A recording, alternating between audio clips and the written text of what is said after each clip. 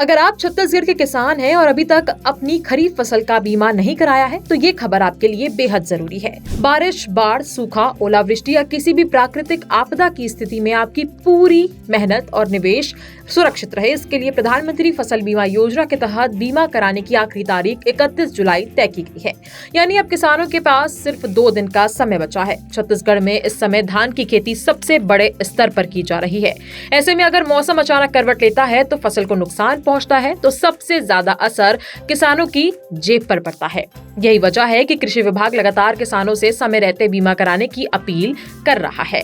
योजना के तहत किसान धान, मक्का, उड़द, मूंगफली, मसूर, अरहर और रागी जैसे फसलों का बीमा करा सकते हैं। बीमा होने पर बुआई के समय होने वाले नुकसान, प्राकृतिक आपदा, खराब मौसम और फसल कटाई के बाद तय अवधि में होने वाले नुकसान की स्थिति में आर्थिक सहायता मिल सकती है।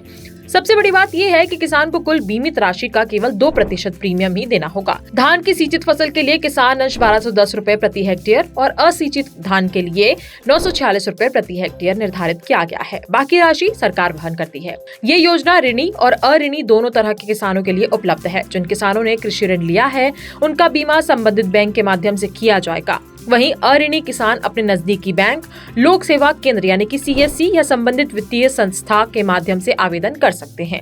आवेदन के लिए आधार कार्ड, जमीन के दस्तावेज, बैंक पासबुक, फसल बुआई प्रमाण पत्र या स्व घोषणा पत्र, मोबाइल नंबर और बटाईदार किसानों के लिए सहमति संबंधी दस्तावेज जरूरी होंगे।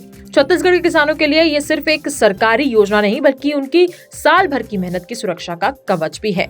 इसलिए आखिरी तारीख का इंतजार करने के बजाय समय रहते फसल बीमा जरूर करा लें, क्योंकि 31 जुलाई के बाद नए आवेदन स्वीकार नहीं किए जाएंगे और फिर नुकसान होने की स्थिति में पछताने के अलावा कोई विकल्प नहीं बचेगा। अगर इस योजना से जुड़े कोई सवाल हो तो हमें कमेंट करके जरूर बताइएगा। इस वीडियो में बस इतना ही। बने रहिए IBC 24 डिजिटल के साथ।